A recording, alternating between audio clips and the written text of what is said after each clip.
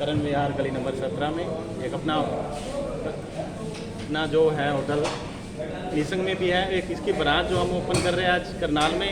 आप सबकी सेवा के लिए करनाल में आए हैं और यहाँ पे हर तरह की वैरायटी आपके पास अवेलेबल रहेगी। खाना पीना इंडियन, चाइनीज़, तंदूर, साउथ इंडियन, हर तरीके का खाना आपके पास अवेलेबल रहेगा। और जैसे ही धीरे धीरे बढ़ते जाएंगे, साथ में अपना कैटरिंग का भी हमने ऐड किया है। करनाल में लोगों की सेवा करने के लिए एक मौका दो। और विधायक जी का यहाँ पे पहुँचने पे बहुत बहुत धन्यवाद। विधायक जी विधायक जी क्या कहना चाहोगे, आज आप यहाँ पहुँचे हैं? देखो, ये हमारे हल्के के लड़के हैं पंकज वगैरह, इनका एक होटल वहाँ भी है गांव के पास, कुछपुरा में नीसर के पास। और इन्होंने आज यहाँ होटल खोला है। इन्होंने मेरे को याद किया तो इसका मुहूर्त करने आया हूँ। मैं तो यही कहूँगा भाई, इसको फैमिली रेस्टोरेंट बना के रखना। यहाँ दारू वारू वालों को जहाँ थोड़ा सा दूर रखना, तो दूर रहेगा सर। ये मैं देखो ओपन है भाई, ये जरूरत। अगर आपने शराब वालों को यहाँ बैठाना शुरू कर दिया, फैमिली वाला कोई आएगा नहीं। बाकी तो बाबा की कृपा है, अगर बढ़िया नीयत से काम करोगे तो मालिक बरकत करेगा, बढ़िया काम चलेगा। मैं भी इनको आशीर्वाद दूंगा।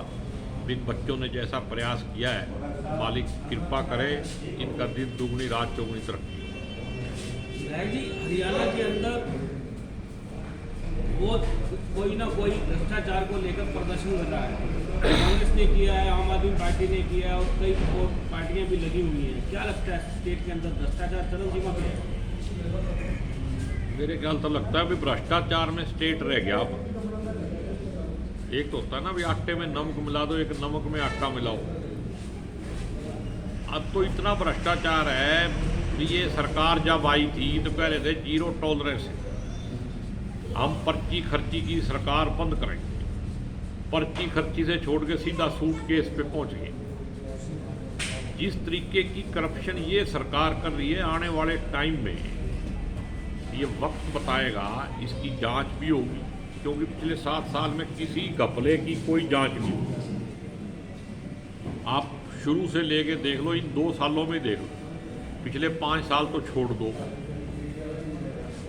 धान घोटाला हुआ, आज तक कोई रिपोर्ट नहीं आई। रजिस्ट्री घोटाला हुआ, आज तक कोई रिपोर्ट नहीं आई। कोरोना के टाइम में शराब घोटाला हुआ, जब कोरोना के टाइम में पब्लिक को सड़क पे जाने की इजाज़त नहीं थी, तो कौन कर सकता है? सरकार के ही आदमी सड़क पे जा सकते थे। तो इसका मतलब भ्रष्टाचार किसने किया, घपला किसने किया? आज तक रिपोर्ट नहीं आई। पेपर लीक, अब HPSC का घोटाला, और जितनी दुनिया भर के घपले गिनाए नहीं जा सकते। इसको भ्रष्टाचार की पराकाष्ठा कहा जा सकता है। और मैं तो खट्टर साहब से कहूँगा कि आगे से ये बयान देना बंद कर दो कि हमारे यहाँ भ्रष्टाचार नहीं है, ईमानदारी है। ये बात अच्छी नहीं लगती, आदमी की इज्जत खराब होती है। इसलिए सच बोलना सीखो। और सच ये है कि भ्रष्टाचार में हरियाणा हो गया। अब हरियाणा में भ्रष्टाचार नहीं है, भ्रष्टाचार के अंदर हरियाणा है। तो मेरे हिसाब से तो देखो, भ्रष्टाचार ये ख़त्म नहीं हो सकता जब शासकों की नीयत ही ठीक नहीं है। और भ्रष्टाचार थोड़ी आई तो ठेके पे दे रखा है इन्होंने। गठबंधन सरकार चलानी है, इसलिए ठेके पे है। तो भ्रष्टाचार रोकेंगे, सरकार गिर जाएगी। भ्रष्टाचार का एक मामला नया और सामने आ रहा है। फूड एंड सप्लाई के अधिकारी सस्पेंड हुए थे पीछे, अब नया फिर एक फर्जी आड़ती, फर्जी गेट पास और फर्जी सब कुछ करके एक नया घोटाला सामने आया है। क्या मानते हैं कि कार्रवाई हो पाएगी उन पर सब कुछ? जनाब, मैंने कहा भी 2 साल पहले धान घोटाला हुआ था, उसी घोटाले की अगली कड़ी है। जब उसकी कुछ नहीं हुआ तो अब क्या होगा? भ्रष्टाचार में थोड़ा और भ्रष्टाचार हो जाएगा। पहले उन्हें आड़ती ने भ्रष्टाचार करे, आप वो आड़ती किसी मंत्री को पैसे दे देगा, फिर कपड़ा नहीं रुक जाएगा। सेशन आने वाला है, सेशन क्या करिए? सेशन में ये सारे मुद्दे उठेंगे, महंगाई का भी उठेगा, घपलों का तो वैसे हर सेशन में उठता है, लेकिन कोई फायदा नहीं है। ये सरकार जो है इतनी संवेदनहीन है कि किसी मामले को सीरियसली लेती नहीं। ये तो पेपर लीक हो गया तो मनमान्या कल को कह दे ये जवाहरलाल नेहरू की गलती थी, वरना ये सिस्टम ठीक नहीं बनाया उसने, इसलिए पेपर लीक हुआ है। विधायक जी, असम को जिला बनाने की बात चल रही है काफ़ी लंबे समय से, और आपको प्रॉमिस भी कर रखा है मुख्यमंत्री ने, क्या स्थिति क्या है? देखो, इन्होंने कमेटी बना के सर्वे तो कर लिया और मेरे को भी पूरी उम्मीद है कि खट्टर साहब अपनी जबान के धनी हैं तो वादा निभाएंगे, लेकिन फिर भी राजनीति भी है थोड़ी थोड़ी। अब वो मौके की तलाश में है भी कब मौका लगे कि इसका क्रेडिट गोपी को ना मिलके हमारे को मिले। तो मैं तो कह रहा हूँ खट्टर साहब आप संघ को जिला बना दो, सारा क्रेडिट आपका, मैं बोलता भी नहीं, मैं कह दूंगा खट्टर साहब की मेहरबानी से बनाया। पंचायत चुनाव आने वाले हैं, कभी भी हो सकते हैं, जो अदालत में विचाराधीन है, कभी भी इसकी घोषणा हो सकती है, उसको लेकर क्या स्थिति रहेगी, क्या मानते हैं भाजपा सरकार? नहीं, अभी पंचायत चुनाव तो ये कराना नहीं चाहते क्योंकि अभी तो 27 जनवरी को तारीख ही लगी हुई है हाई कोर्ट में, तो मेरे को नहीं लगता कि अभी ये कहीं अप्रैल मई के बाद होगी जाकर। तो क्या मानते हैं, किसान आंदोलन में 3 कृषि कानून वापिस हुए, सरकार ने वापिस लिए, केंद्र सरकार ने, कहीं ना कहीं चुनाव का दबाव था, और क्या चुनाव में उनको जो उम्मीद थी, क्या उस उम्मीद पे वो जनता उनको खड़ा कर रही? देखो, आप भी जानते हो, सरकार भी और सारा देश जानता है कि बिना दबाव के ये सरकार जो है सत्ता में बने रहने के लिए कुछ भी कर सकती है। इस सरकार को सिर्फ सत्ता चाहिए।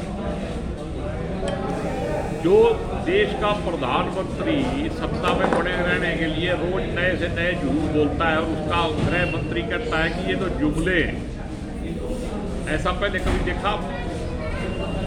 अगर गृह मंत्री ही अपने प्रधानमंत्री के बयान को कह दे कि ये जुमला है तो विश्वास किस पे करोगे? और ये यूपी का इलेक्शन ना आता तो ये किसान आंदोलन भी खत्म नहीं होना था। अब इनको दिखाई दे गया कि किसान आंदोलन जो था वो सच्चाई के रास्ते में, इन्होंने हर तरीका अपनाया, अपने गुंडे भेज के भी उनके साथ झगड़े करवाए, क्या क्या रेप के मुकदमे दर्ज, क्या क्या नहीं, किसानों ने क्या सहन की, हर तरह का दुख दर्द जो है सहन करके, लेकिन उन्होंने अपनी सहन शक्ति बनाए रखी। और मैं तो एक बात कहता हूँ, ये मुझे आजकल चलता है, ये गीता वाले जो है प्रचार जो लोग कर रहे हैं वही गीता पे अमल नहीं कर रहे। सर, ये गीता जयंती एक बहुत बड़ा पर्व है हिंदुओं का, वहाँ पे एक मुसलमान को कुरान की ताल लगा के वो ऑर्डर दिया जाता है सर, फिर वहाँ पे एक विवाद हो जाता है। देखो, गीता हिंदुओं के लिए नहीं है, गीता मानवता के लिए। यही एक फर्क है इस बात के अंदर। गीता को आप हिंदुओं तक सीमित कर सकते हो, आपने छाप के दे दिया, क्या दूसरे लोग नहीं पढ़ सकते हो? उस पर अमल नहीं कर सकते। और गीता का जन्म कहाँ से हुआ? जो गीता की इंटरनेशनल जयंती मना रहे हैं वही उसके खिलाफ है। अर्जुन ने एक सवाल पूछा कृष्ण भगवान से, उससे गीता का जन्म हुआ। गीता कहाँ से लिखी गई? गीता का उपदेश उसी टाइम हुआ ना। और आज आप सरकार में बैठे हुए लोगों से सवाल पूछ लो, राजद्रोह का, देशद्रोह का मतलब हो जाता है। तो गीता के सबसे ज़्यादा खिलाफ अगर कोई है तो बीजेपी पार्टी है, ये मैं दावे के साथ कहता हूँ, कहीं भी बहस करने को तैयार है। जी, लखीमपुर खीरी कांड में जो आरोपी अजय, जो मंत्री हैं अजय मिश्रा, उनको लेकर जो कांग्रेस अध्यक्ष ने राहुल गांधी, उन्होंने भी सदन में लिखित में दिया और उसके जो है बर्खास्तगी की मांग कर रहे हैं और पत्रकारों से बदसलूकी करता है वो मंत्री, उसको लेकर क्या करेंगे? ये तो बीजेपी का स्टैंडर्ड कल्चर है। और जब इतिहास लिखा जाएगा तो मोदी जी के इतिहास में लखीमपुर खीरी भी लिखा जाएगा। ऐसा इतिहास तो रंगजेब का, अंग्रेजों के राज का भी नहीं है। इसके खिलाफ प्रचार करके लोगों को इमोशनली ब्लैकमेल करके हम लोग लेते हैं ना, लोगों का भी ऐसा